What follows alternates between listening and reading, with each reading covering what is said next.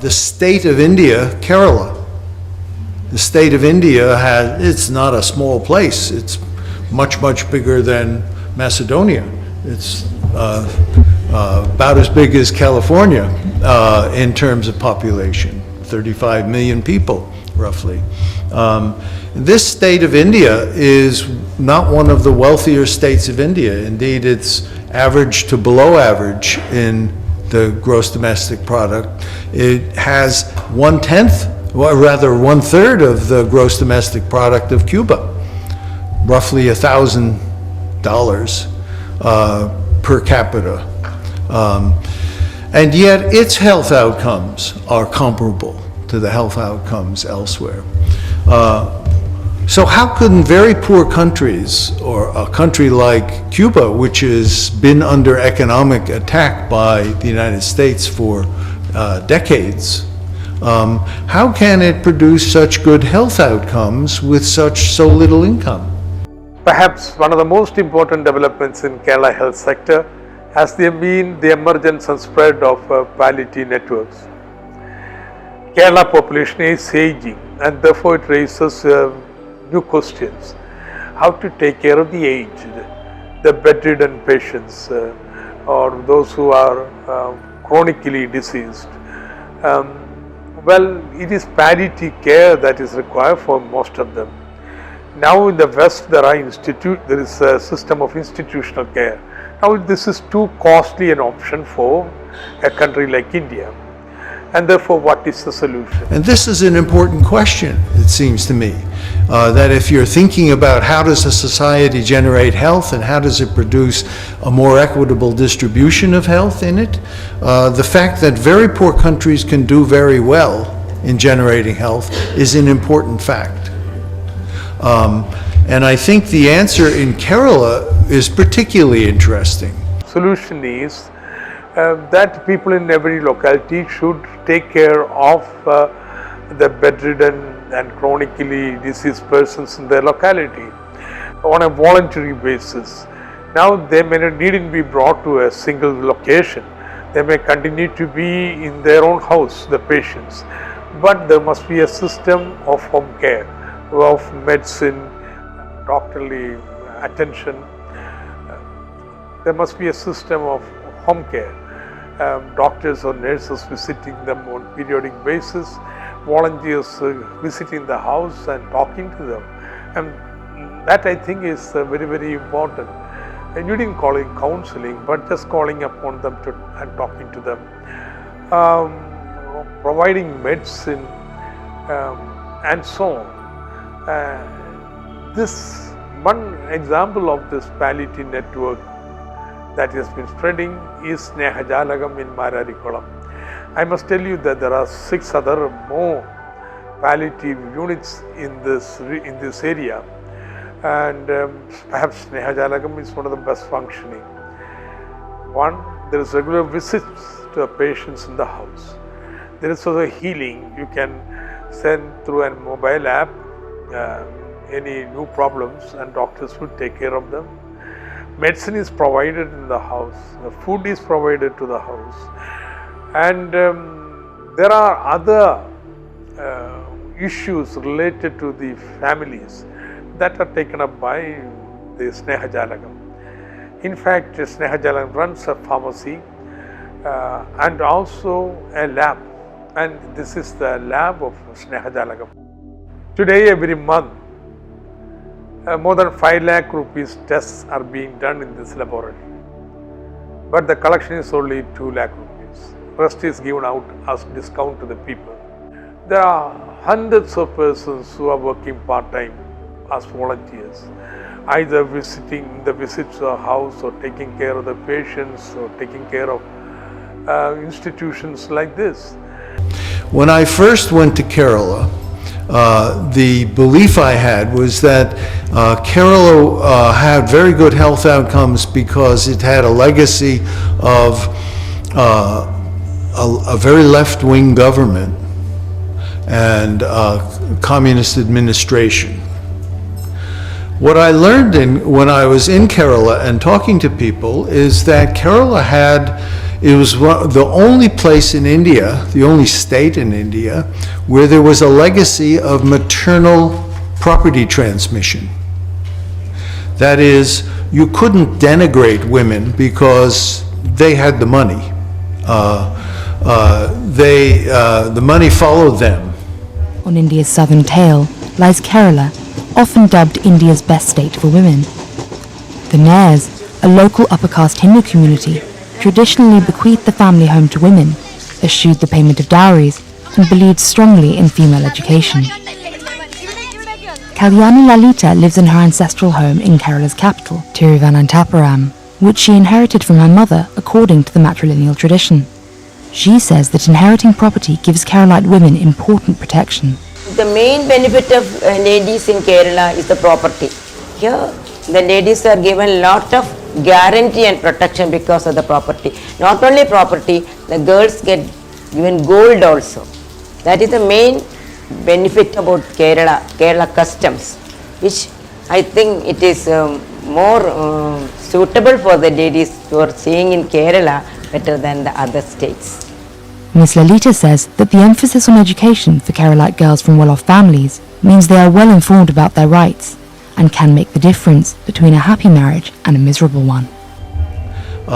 And this was a very important fact. Maybe the policies of a government were tacked on to this legacy that you couldn't denigrate women in this particular way.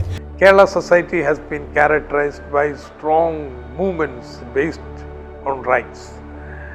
That's how the rights of the people have been won in education, healthcare, and social security. Hello, and my so name on. is Lydia Richmond. I am from England and this is my first GBI project that I am completing out in Kerala in India.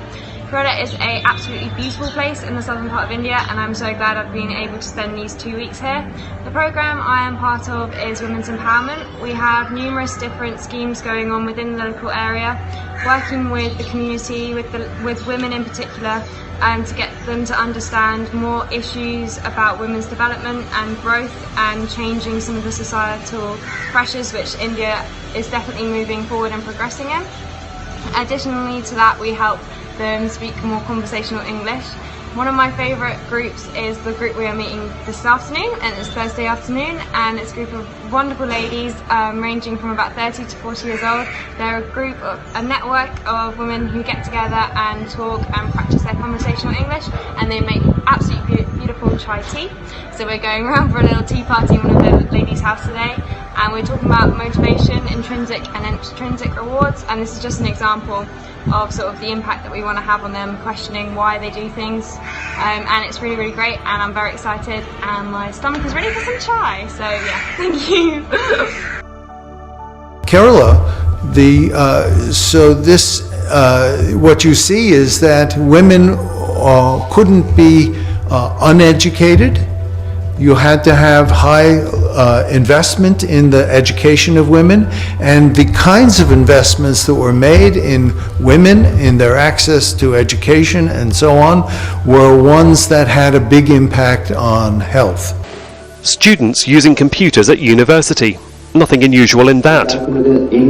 But these are no ordinary students, and this is no ordinary university course. These women are from low-income families. Their decision to study plumbing means they will ultimately fill a void left by skilled men who've migrated to work abroad. This course, pioneered by Amrita University, is empowering women and breaking social taboos at the same time. My confidence level increased when I did some plumbing at home because the professional was quoting too much for the job. I did it and my husband thinks I'm a star. The ladies began their 3-month course last August, but it continues as a full apprenticeship for a year with qualified plumbers. I never worked with computers before, so it was very difficult, but along with the practical side, I decided to have a go at home. I did have a few disasters, but now I'm improving. The latest census says Kerala has the highest literacy rate in the country at 90%, plus a highly varied and multi-skilled workforce. Now that will include women who've taken up the challenge and entered the male-dominated world of the U-bend, plunger and wrench. We ourselves kind of wondered, okay, so are they going to even make it through the course, because they're so homely and they're so shy and they're still very homely and all that, but there's a grit inside them that, oh my god, they will just do whatever it takes to get the job done. A former migration expert for the World Bank has been analysing and advising the government on their need to address the role of women in the workforce. She goes because of economic necessity or because she has the specific qualification for that, or she can acquire the qualification which she needs. If so long as that free choice she has, I think that is good for the country, good for the family. It's good for Usha, a grandmother. Attitudes have changed since she became a local plumber. There isn't a male monopoly anymore. They have my respect because they use the right terminology and they know what they are talking about. As men move to other countries to find work and better salaries, it's left for women to pick up the slack. By doing so, they're reensuring that the skills that they've learned stay here. Now, this is a social determinant of health. It's outside the health sector. So Kerala did very well improving the health of its own population across the board, despite very low income levels, because it had a view that was different from what was prominent elsewhere in India. Today, while the Nairs and their hereditary traditions have faded somewhat, the figures suggest that Kerala still deserves this accolade. The state has the country's highest female literacy rate at 92%, just 4 percentage points behind the state's male literacy rate. Just 53% of women in the large northern state of Rajasthan are literate, compared to 80.5% of men. Nationally, only 2/3 of women can read and write, versus 4/5 of men. Kerala also boasts India's lowest maternal mortality rate, 81 per 1,000 births, far lower than the national average of 212. With a population of 1,084 women per 1,000 men, it is the country's most female state. And I think this is a very deep lesson about the importance of non-health factors in determining health in a population. And it's not something that would jump to mind, especially in a meeting of people interested in health. Most of whom, how many here have a background as physicians? Well, in most audiences, I would have expected the majority of people to raise their hand. In any case, my point is that more is determined by the function of other goods in society than simply medicine. Well, KK Shailaja joins us now from Kerala's capital. Thanks very much for joining us here, KK Shailaja. A lot of people are asking questions about why it's been such a success story where you are in terms of keeping the numbers low. Yes, it is because of our proper timely preparation and setting our protocols and guidelines in proper time. When we heard that newly formed virus, coronavirus or COVID is spreading in Wuhan, China, in the family of SARS virus. At the time we started our preparation here in Kerala. Can you tell me how you actually made your preparations? So what did you do? Did you impose a lockdown before the rest of the country? Yes, we for setting a lockdown or declaring a lockdown, we started our preparation of the health department.